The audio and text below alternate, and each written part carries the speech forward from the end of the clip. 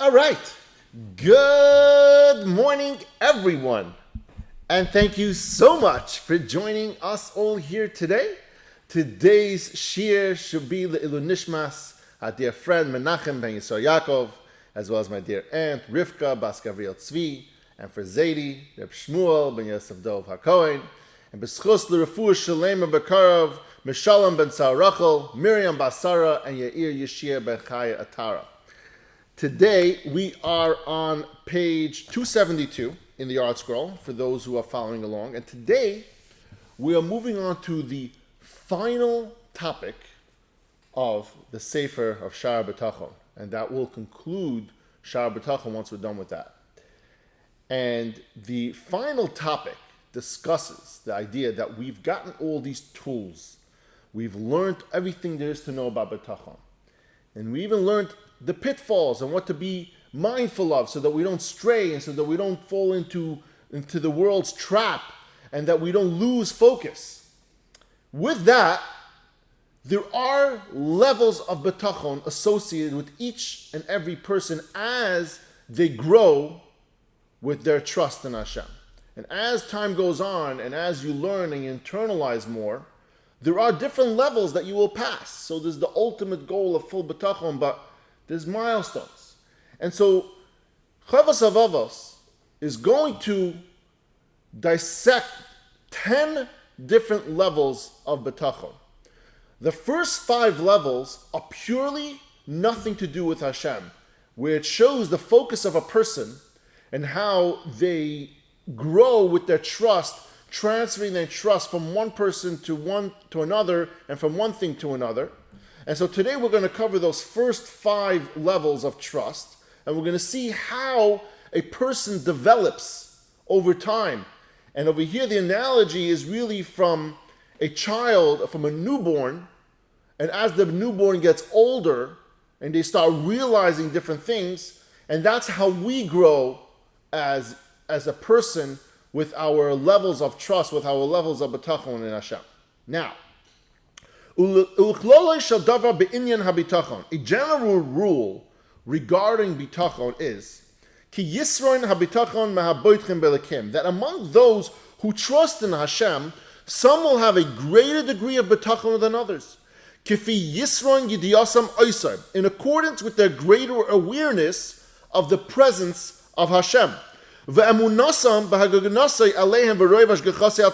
their greater conviction in His protection over them and His extensive providence with which He pays attention to their best interests.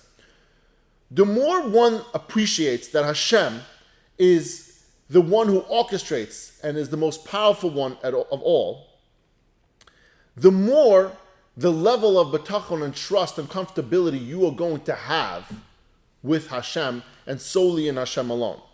Now, Rav Av supports his point by describing these 10 levels. Now, the first of the 5 levels, and again, these first 5 levels are all very what you see, and it goes into the fact that we just finished off talking about that in the chain of cause and effect, we only see, or we only attribute the outcome to what's closest to us in that chain of cause and effect. And so those are the first 5 levels. The first one is a child at the earliest stages of his infancy. He relies on the breasts of his mother. He relies, his sustenance is on breastfeeding from his mother. As it says in Tehillim, you are the one who made me secure in my mother's breasts. David HaMelech was saying over there in Tehillim that as he got older, he realized that everything is from Hashem, and it was actually Hashem who made him comfortable when he was a young infant and nursing from his mother, that really the comfortability comes from Hashem, not from the mother, not from the fact the mother's feeding him. That's the first level. The second level is, now, when the perception of this child improves, it gets a little bit older, he expands his reliance to the entirety of his mother, because now he realizes that there's an association with his meals that have to do not just the fact that I'm eating, I'm hungry, I get to eat, but every time I'm around my mother actually feeds me, she takes care of me, she knows what's best for me. And furthermore, he says also, my mother also knows what's best for me and everything else, and that I rely on her. She bathes me, she treats me nicely, she says kind words to me, she tucks me into bed, she tells me a bedtime story. That's the second level.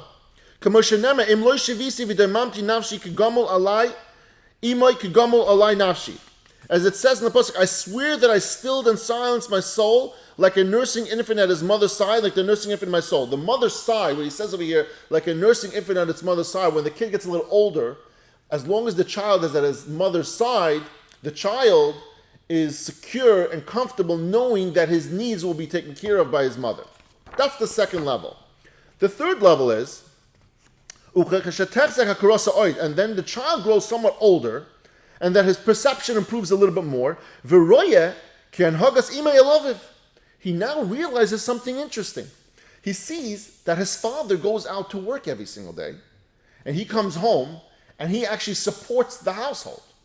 And therefore, he understands now, and he thinks that actually the trust that I have and the comfortability I'm having is not necessarily in my mother, but now I realize it's my father, because my father is the one who brings home money. He brings home the groceries. He supports my mother, who in turn supports me, and now I have a good life because of my father. That's the perception, and that's level 3. The fourth level is when he grows older, and that his body gains strength. He's strong enough now to work. So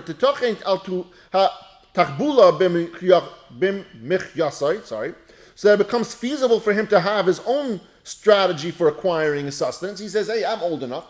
I'm going to go out. I'm going to start working. I'm going to start earning some money. And by engaging in skilled labor or commerce or something like that,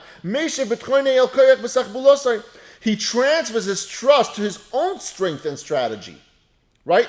He now realizes, he sees that his father is supported by his employment in his means of what he does. Let's say he has a job or he has a business. And so now he realizes as he gets older, when he also goes out to work and gets a job or starts a business, he realizes the trust that he has is actually in the business or the job and where he earns his income. And not in my father alone, but in what he earns. When he grows older, because he is ignorant at this stage. He is ignorant of the fact that Hashem has actually been the one managing his entire life through giving his father a job or a business, parnasa. His father comes home with money, supports his mother with food and whatever, and the mother then feeds him and takes care of him. He's not realizing yet that this whole concept is a chain of cause and effect where he was supported, but it all came from Hashem. He hasn't gotten to that point yet where he's understanding that everything is from Hashem. And that's the fourth level. Now, the fifth level, before that, still dealing with this, Rav Av relates a story that illustrates the error that he just mentioned. This error that this child makes, so this young adult makes in thinking that his sustenance comes from working and earning a living. He says, there was a story. He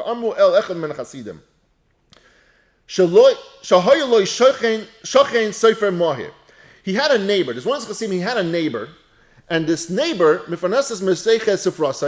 he would support himself with earnings he made by writing. He was a sefer, he maybe wrote mezuzahs or Torahs or something else. And one day, this chassid meets this neighbor, and he asks him, how are you? How you doing? How's your day?